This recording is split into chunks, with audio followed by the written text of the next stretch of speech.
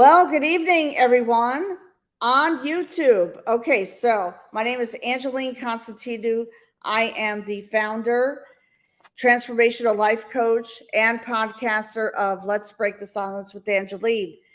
So our voice matters, and we are here to break the silence and bring awareness of domestic abuse and to bring survivors of domestic abuse onto my podcast so they can share their real life stories, because we are here to break the silence. This is our goal.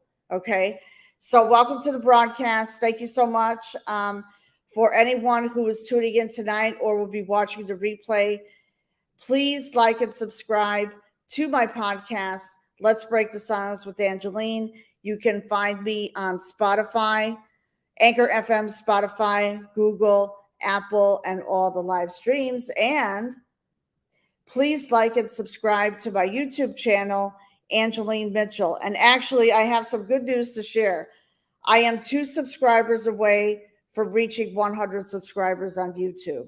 So I'm really, really happy. I just feel so humbled and blessed. You know, this has been quite a journey for me, but my podcast really, really breaks the silence and on domestic abuse, and our voice matters. So tonight, with that being said, tonight I have a special guest, which I'm very proud to announce. So her name is Dr. Marni Hill FODERARO.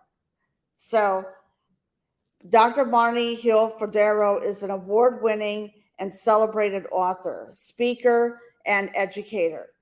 She earned her doctorate in education from Northern Illinois University and completed postdoctoral studies at Harvard during a very successful and rewarding 35-year career as a high school special education teacher with 12 years as a university adjunct graduate school professor. Marni's life was forever changed after experiencing numerous trauma-induced STEs, spiritually transformative encounters, Mammy's 5-star Reader's Favorites 2022 Hollywood Book Festival. She wrote several books which she will be sharing tonight. And, you know, I am really, really happy that she is here tonight, because we are going to break the silence on domestic violence and parental alienation. So she is going to be sharing her story because our voice matters. So without further ado. Hi, Angela. How are you? I am good. How are you? I'm great. And thank you so much for having me on your podcast. I really admire what you do and, you know, encouraging people to break the silence because, like you said, our voices matter. Exactly. And that's why I am so happy. You and I had the pleasure of connecting through a podcasting network. And then when you reached out to me about being a guest, absolutely, because you have a story to share. Mm-hmm. So you really, really have. And by the way, where are you tuning in from and what is the time? You know, well, it is, you know, it's in the evening, 7:30 p.m. I'm tuning in from the Virgin Islands. So I live in the Caribbean, but that was after a lifetime living in the Chicago suburbs. So, wow. You know, but yeah, I did make a very big move, you know, when my life completely changed. So tell us what happened. Well, you know, I mean, just like all survivors of domestic abuse, you know, there are many levels and issues regarding the challenges you have in becoming aware that, you know, so many of us don't even know we're in an abusive situation when we're in it. Right. And I'm definitely one of those people. So it can happen to relatively intelligent, successful individuals that can find themselves, you know, after being love bombed and then, you know, married with children, you know, sometimes in time with some individuals, the true colors really come out. And, but our light bulbs don't go on because, you know, we're so busy working hard and raising a family and, you know, being busy, so we don't focus on the negative. And if we do see the negatives and the red flags, we kind of dismiss it a lot, like, Right. oh, they didn't mean to say that, or maybe I'm taking it wrong, or it'll get better, or well, I guess this is what I need to deal with, and maybe it'll change, and that kind of thing. So my journey really, I chose to divorce after 27 years of marriage. Wow. So that's a long time, and I know people say, how could you stay in something so long if it wasn't healthy, or if it was abusive? But like I said, I didn't really know the whole time that it was. I mean, abusers are very, very skilled. They are very manipulative, and they definitely mix in positive with the negative. So there's a lot of intermittent reinforcement, because they keep you hooked. They future fake you, you've made this commitment, and there's a lot of gaslighting that goes on, where you kind of question your own abilities, or your own worth, or whether or not you saw what you saw, even though you saw what you saw, But basically, I was going along living my American dream. And, one night over pizza, there was some unintentional confessions, I believe. But, some of the true deceit was revealed. And I think I say unintentional because I don't think that the abuser planned that would be our last night together, our last evening out for dinner. And it did involve a lot of money manipulation. A lot of these abusers are obsessed with money. They are financially controlling.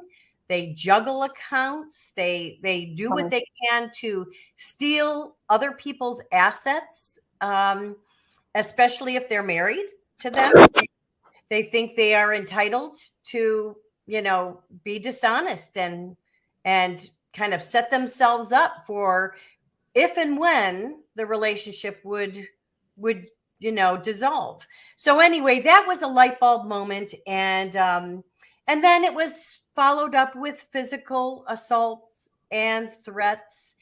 And it was very clear to me I needed to escape. And like so many people, I did not have an escape plan. I did not really think through, wow, I should find out more about our financial dealings, because I delegated that, or I relinquished that to him, while I took care of so many other things, home and family.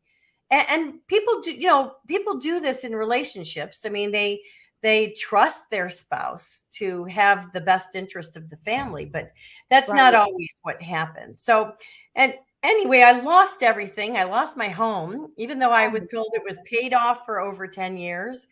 That was in foreclosure. I lost my assets, my money, and I even lost my 2 adult children to parental alienation.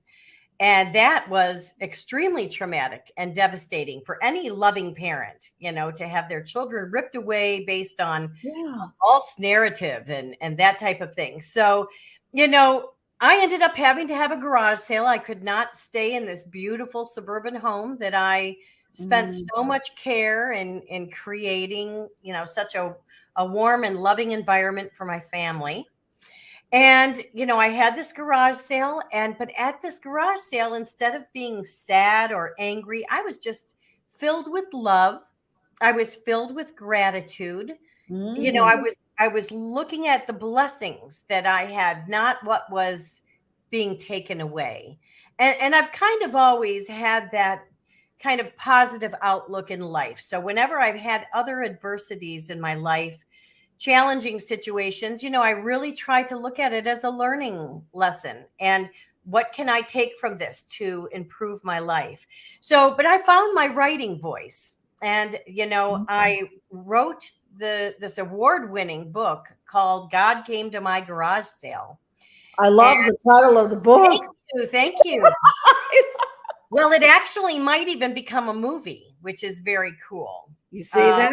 Yeah, see, it might even hit the big screen. So I'm in talks with a number of people regarding that. Great. But basically, even though it's a spiritual fiction, it was inspired by true events, Mm. true miracles that I experienced, which were a number of things, surrounded by, 50 to 100 dragonflies. Um, Everything was kind of in slow motion, finding pennies and feathers and meeting people that seemed to be otherworldly and actually having communications through electronics. And a lot of these things that I never really knew about, didn't really believe in it Wow. until it happened to me, and I experienced it, and I really researched it and looked into it and realized, yes, I was given this amazing experience. And so I wrote this book. It was endorsed by James Redfield, who wrote the Celestine Prophecy. So I Oh, really got some validation that, I my voice mattered, at least in this experience. And after retiring from my 35-year career as an educator, I moved from the Chicago suburbs out to the Caribbean where I live, but that is where a lot of the healing actually really began. I've been here 3 years, and in these 3 years, I've written a 5-book series called True Deceit False Love, and it creatively addresses domestic violence, narcissistic abuse, parental alienation. And then a big component in any healing is to really look within yourself, kind of right. go back to your own intergenerational family traumas and the dynamics of your parents and your siblings, and try to figure out why you had weak boundaries or why you would allow abuse. We don't take credit for being abused. I mean, abusers abuse. They target us, and victims don't do anything to deserve being abused. Exactly. But it's very important still to understand, your foundation, and why you might be a target for abuse, and why you might be an overgiver or an extreme empath or a people pleaser. All of those kind of behaviors are like, puts a target on your head for people that have malevolent intentions. They want to harm someone. They want to choose someone that they Mm. can control and manipulate. And usually it's someone that has some sort of trauma in their life that they can exploit. There you go. Oh, we have one of my followers is tuning in. So Sammy Sam had a question. Hi, would you say most domestic abusers have narcissist traits or full disorder? Okay. Hi, Sammy Sam. Thanks for tuning in. Thank you for You tuning know, in. I am not a psychologist or a psychiatrist. I am just a survivor of domestic abuse. And I'm someone who's done a lot of research and writing on it.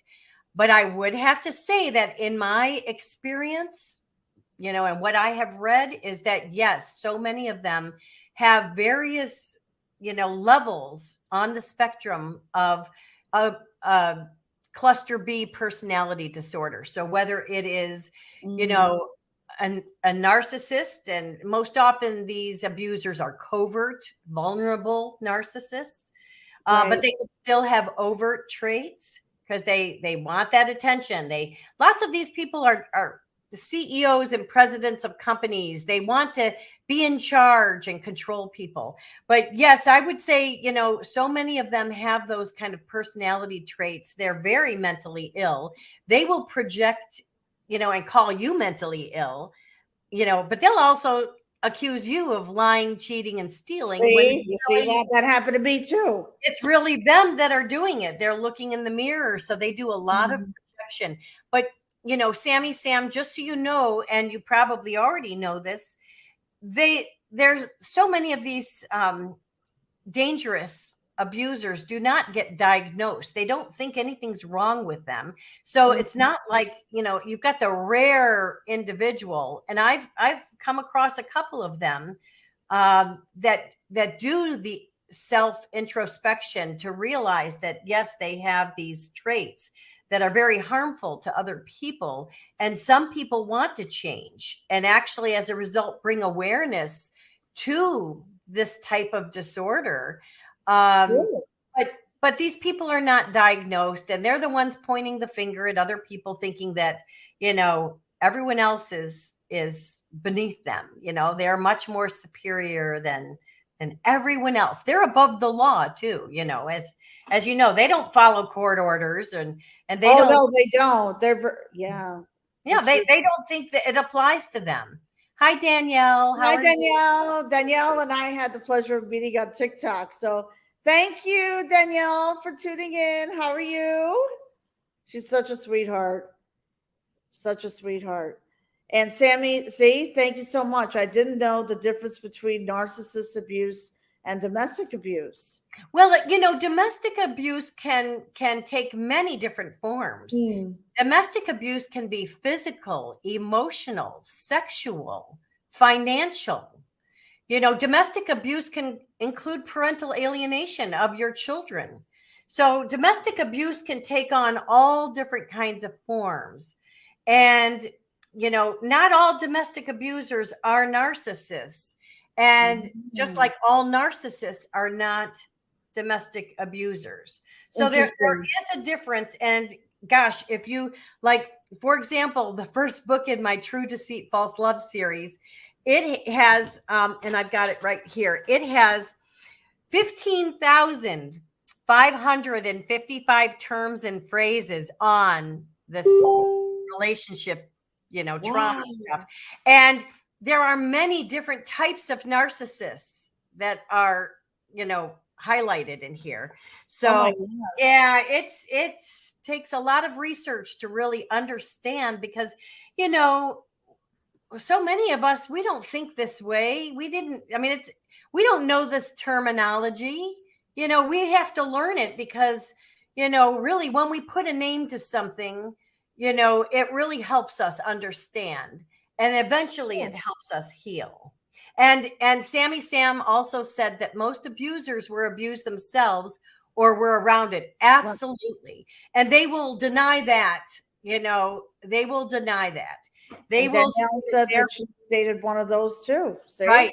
They will say that their childhood was perfect and that you come from a dysfunctional family, when really they were taught to hate, and they were neglected or abandoned, or some of these people were, their ego was overinflated, so they were put on a pedestal their whole life, like they could do no wrong.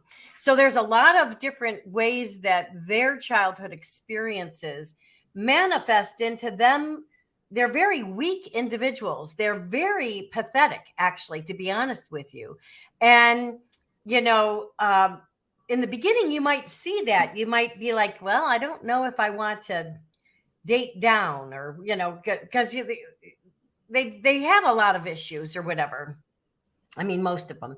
But most of them do, right? They do. Most of them do, but they grow up to not only seek positions of power, they seek to be powerful and controlling over others. And that's how they can, play out these relationships. And Daniela said that she dated one of those, and I'm doing good, Danielle. I'm doing great. And I know you're doing well. So Sammy asked a good question. Is it available to buy if I'm in England? Oh my gosh, yes. My books are all on Amazon. And, there are even some book clubs in England with my original book, The Spiritual Fiction. But yes, and if money is tight for you, which it is for a lot of people, you can get an e-version to your Kindle or electronic library for under $4 US. Oh, good. Yeah. So you can get these books instantly with a click of the button for, very low amounts. Right. And here is, okay, so this is your website to buy the book then, the Amazon.com. Right. Yeah. You can check out my books there. All right, good. All right. So Sammy, make sure you write that down. I'll leave it up for a while. So, because I have more questions, I love this conversation because, like I said, you're bringing to light the difference between narcissistic abuse and domestic abuse. Mm-hmm. A lot of people don't know, they think they're one and the same, but why are women so fearful to bring, why do they feel stuck? Well, that's a great question. I'm glad you asked that, Good. especially with Okay. your podcast, sort of getting people to speak out, and to try to be strong enough to tell their story. I think that there's an extreme amount of fear. I have experienced that type of fear as well. Some of it is unfounded, but some of it is real. These abusers love to threaten you, and they love to silence you. And look at Danielle says blackmail. Sure. They Absolutely. love, right. They want to isolate you so that you don't have a support system. That's where that smear campaign comes in, where all of a sudden, somehow you leave the abuser, whether you leave or they discard you, and you find your support system is not there. Neighbors that you used to talk to no longer talk to you.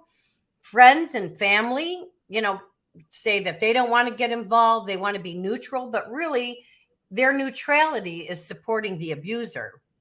I agree. And even people at church that you might have known for decades, they don't get involved. They don't even ask how you are. It's unbelievable. So, Wow. So many of us find that we are really on our own to navigate this situation. Exactly. But there's definite fear because, they love the courtroom. That's kind of like their playground. These people, well, they've already stolen your money and so many other, people's money. So money is not an issue for them, where it would be for you having to go to court to defend this. It's traumatizing. So many of us have already been through so much abuse, and then we get re-abused in the legal system with, threats and legal things that we're forced to respond to. And so you're always kind of in fear of whatever you say is going to be used against you. It doesn't matter what you say, it will be used against you. Right. And you have to be so careful. Right. And these abusers have no problem lying. They will lie and falsify court documents, sworn affidavits.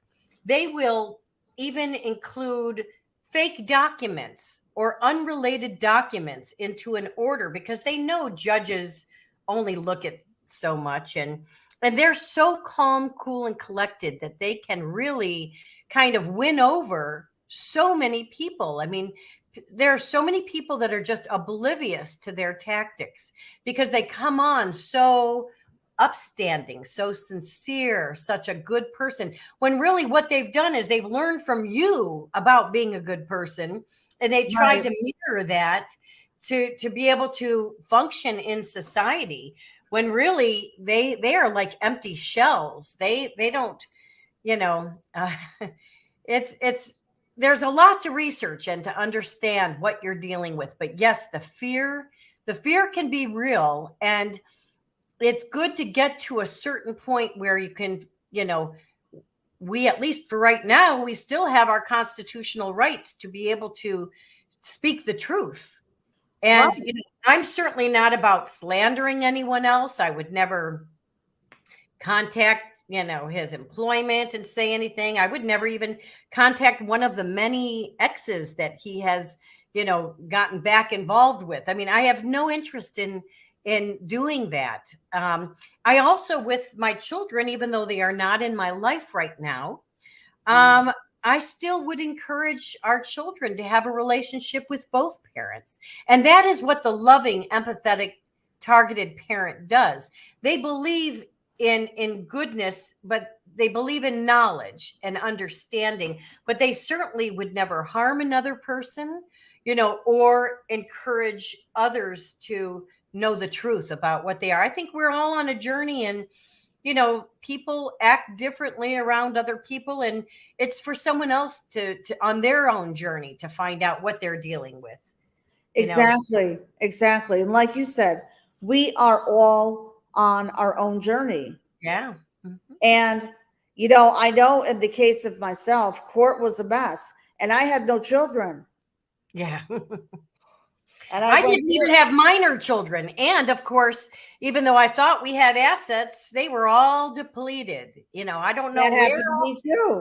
where all our money went. In some of these cases, some of these abusers even have, other families that they are supporting that are secret. Some abusers have addictions to pornography and gambling. That's Or true.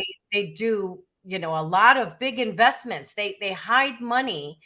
They're just obsessed with it because really in their eyes, money gives them validation, but also money gives them, some power and control over others. And money does talk for a lot of people, certainly for children. The children,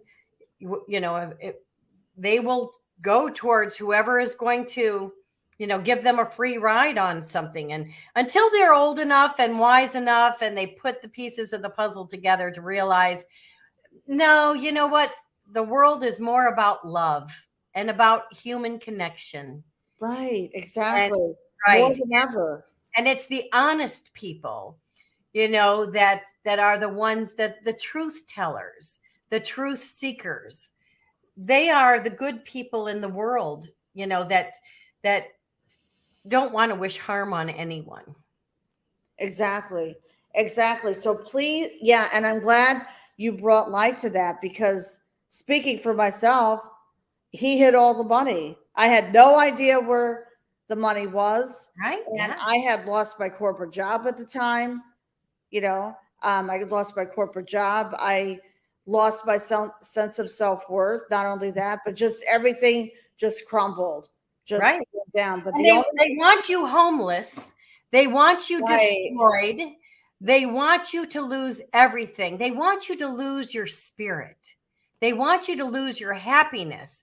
And when they eventually find out that no, you're still a happy person, even though you've lost all of this stuff, then they try to take the children. And so many of these abusers will actually go so far as to murder you or even murder your children, because they will stop at nothing, because they want you destroyed at all costs. You know why? Because you know what they are about.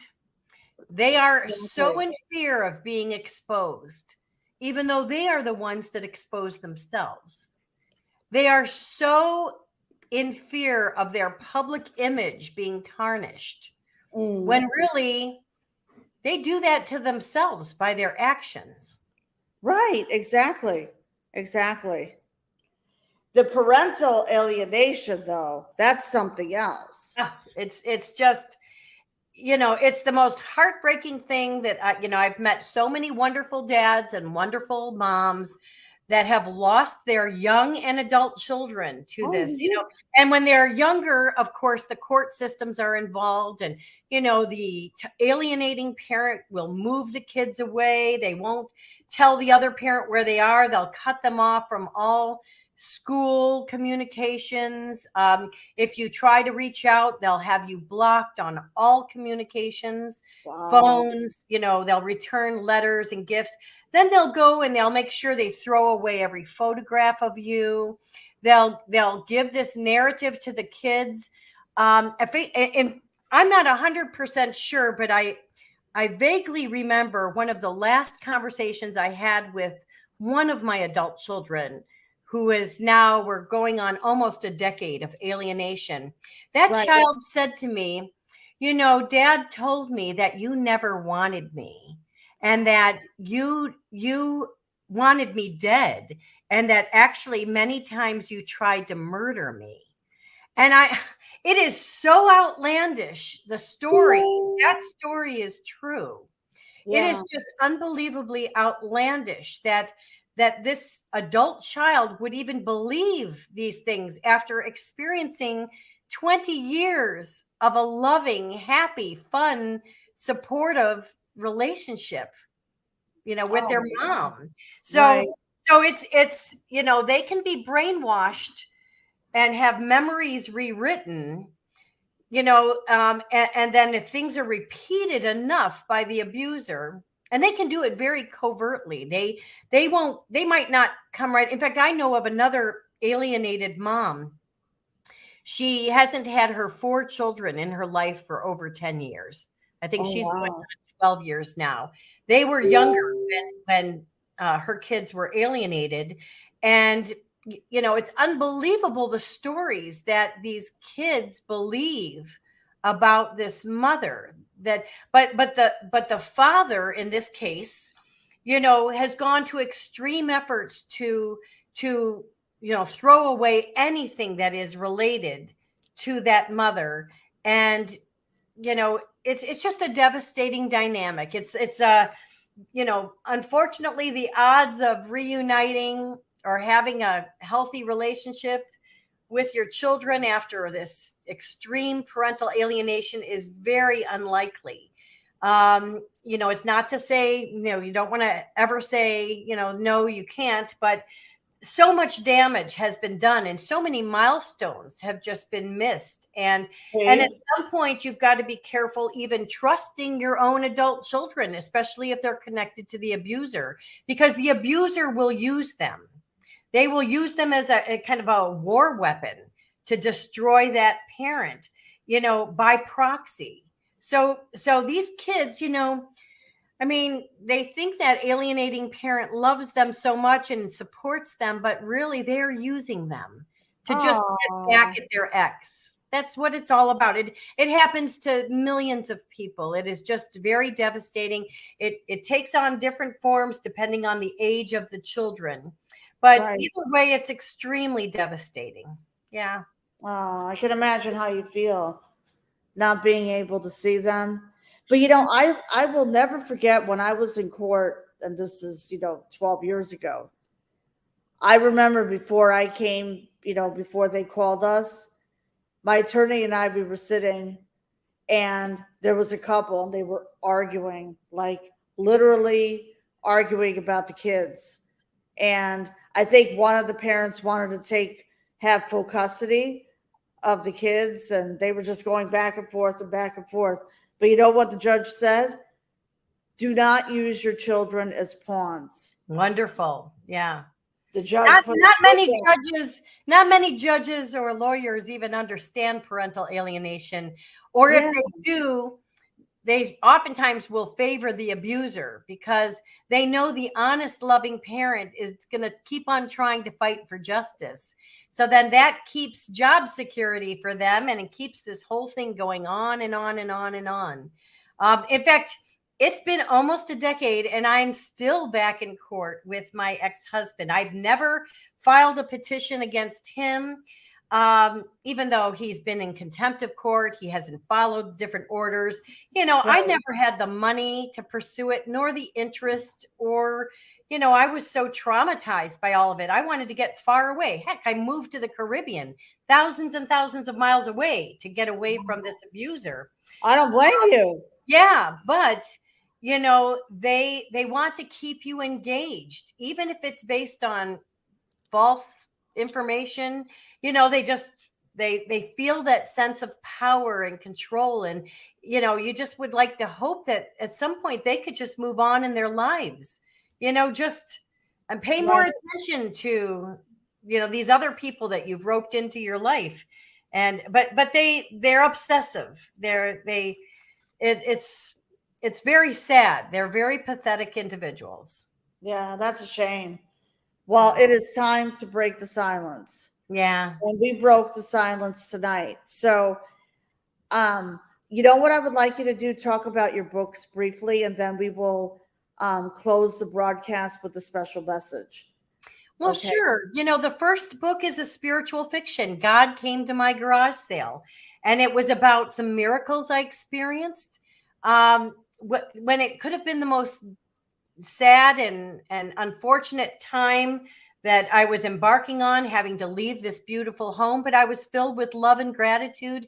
And I think sometimes trauma will induce some spiritual awakening in you, because you have to reflect and understand, what is going on here. And you end up learning more about your life's purpose, and then paying attention to some signs and synchronicities that you might think are just God winks or coincidences, but maybe they're there to help you on your journey. And then the 5-book series, True Deceit False Love, is highly endorsed by abuse recovery specialists, in this community. So I would, if nothing else, go to my website and just check out who endorsed my books, because these people saw value in what I was doing, which was awesome. But they were people that I looked up to for information when I was trying to put the pieces of the puzzle together. So the book, I told you about the first book that has all those terms and phrases. There's acrostic poetry, free verse poetry, done in a way that anyone from any situation, any role, any gender can kind of see themselves in that situation. So it's very much informational with an emotional twist to it. And there's a survivor's workbook. So if someone in your audience thinks that maybe writing might be healing for them, it was for me. I have a survivor's workbook where you could learn how to write your own acrostic poetry. Very easy. And then I also have a word search puzzle book, which is very unique, but just another creative approach to deal with trauma. Sometimes we need to step back and distract ourselves, do something, other than just constantly researching what did we go through. And we could have a tendency to trigger ourselves over and over because we're ruminating on what happened and what we should have done and why we should have left earlier and all of that. We need to mix it up a little bit, and we need to take care of ourselves, and we need to discover our passions and live life, and little by little kind of train yourself to kind of break away from such trauma. And I think the start is kind of finding your voice. And not everyone will be comfortable talking on a podcast. Not everyone will write a book. But if you have a trusted friend or even a wonderful pet to talk to, or even just talk to yourself if you don't feel you have the support system at this time, and get this trauma out of your body and onto a page or into the air. Our voices matter, and we do need to break the silence. And that's kind of where the turning point for your healing will begin. Absolutely. Absolutely. No doubt about it. And that is the message. And you certainly turned your mess into a message, throughout the world. Discover our passions. I talk about that all the time. Yeah. Like I know for my, like what lights you up? What lights you up? But I know myself, after I got out of domestic abuse, I was writing. Like I started a blog and I was writing because I was still healing. I had moved up here, not to this apartment, but it was another, a small 1-bedroom apartment on the other side of town. So, I spent a lot of time on, I would say, a rediscovery. And now I keep all kinds of journals. I write every single morning. I focus on gratitude because gratitude is very important. I pray every morning. I do my meditations. So I have a morning routine. And I know that, a lot of these women, they, I know that from experience and from working with other women, they don't really have a morning routine. But once they get into it, then. And it doesn't, the morning routine doesn't have to be very time consuming or all encompassing. Right. It can actually just be 5 minutes reading an affirmation or waking up in gratitude or prayer. That's what I do. It can be so short, but that could set the tone for the day. But I believe knowledge is power, and some people benefit from a life coach and counseling. And I know you offer 3 different programs for people, different levels. to process, with the kind of talk therapy, that kind of support is really needed. I'm going to share with you a book from someone who endorsed my book series. Tracy Malone wrote this amazing book called Divorcing Your Narcissist. You can't make this stuff up. The covert No, you can't. full. No. And this is a book that I wish I would have read before I just went on my gut intuition and just filed for divorce, blindly. But Tracy also, if you find that writing is healing, Tracy has an amazing array of journals that are specific for various, issues. So it's Tracy A. Malone, and her website is called Narcissist Abuse Support. So, I think as a community, between my books and your podcast and your client work, and then so many other people with their research or with their things that they do. And Tracy doesn't have an E in it. So it's Tracy A. Malone, Divorcing Your Narcissist. Check her out. And there's so many other people to check out as well. I will. Try to find out, whose message you resonate with. And, I'm finding more and more people that are coming out and speaking up, and part of their healing is to provide hope and inspiration to other people like you are doing. So exactly. So I think it's great what you are doing, just to have these candid conversations, where people can kind of, tune in and see if a message resonates with them. Exactly. So divorce, I'm going to check the book out, and I'm going to definitely contact her. And what is her website again? It's narcissistabusesupport.com. Narcissistabusesupport.com. Okay. And of course, she's one of the people I highlight on my website, godcametomygarage.com. And, just like anyone I interview with or that I talk with or who has endorsed my books, I like to kind of pay it forward and let other people know there are a lot of other resources out there. Great. That's awesome. So for those of you who are going to be watching the replay, here you go. If you want to check out Tracy Malone's book, which is Divorcing Your Narcissist, and this is her website. I'm definitely going to check her website out. And obviously, to reach Dr. Marni, these are the websites that you can reach out. And I'm glad Sammy came to my live. Sammy's from the UK, so he probably went to bed. But anyways, I'm glad they were able to tune in tonight. So and actually there's some wonderful people from the UK that, are providing a lot of services there. One person that comes to mind is Anushka Marcin, Ask Anushka. And she's in England, and she, you can find her on YouTube with shorts and videos almost every day, providing support. And she's from England. So Anushka Marcin, but it's Ask Anushka. And so tell your friend Sammy to check her out as well. But there, if you scroll down my list of podcast interviews, there are a number of people from all over the world, many in England, Australia, Europe, United States. So there are people out there who are lending their voice to help others heal and recover from, this domestic violence, this domestic abuse. It's the loving, empathetic people that are not self-serving. We want to see other people heal. We want this to be a beautiful world. We want us to find peace and joy in our lives. Exactly. And that is the message. And that's a great way to close the broadcast. Yeah.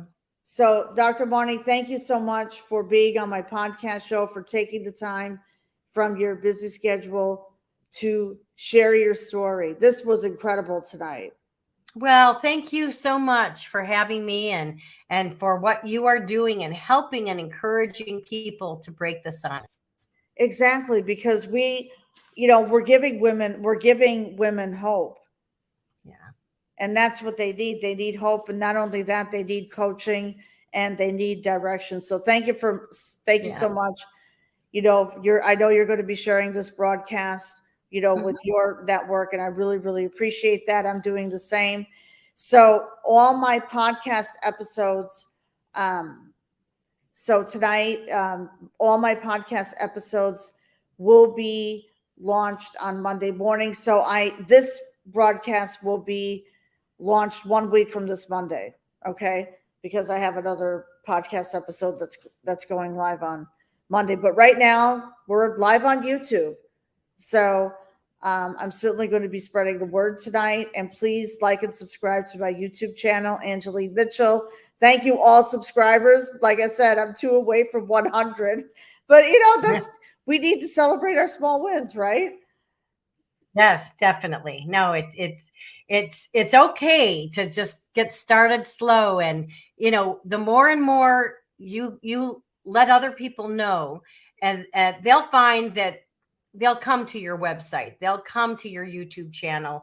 They'll want to hear who your next guest will be, because sometimes one guest might not resonate with them, but they might pick up some very important nuggets that could be life-changing for them with another guest. So, yeah. Exactly. Well, I'm so happy that you were here tonight. So thank you so much for being on my live podcast episode. So let's break the silence with Angeline. So again, for the viewers and subscribers, please like and subscribe. I would love to have a rating too on Anchor FM, Spotify, Google, Apple, and all the live streams. And this broadcast is coming to a close.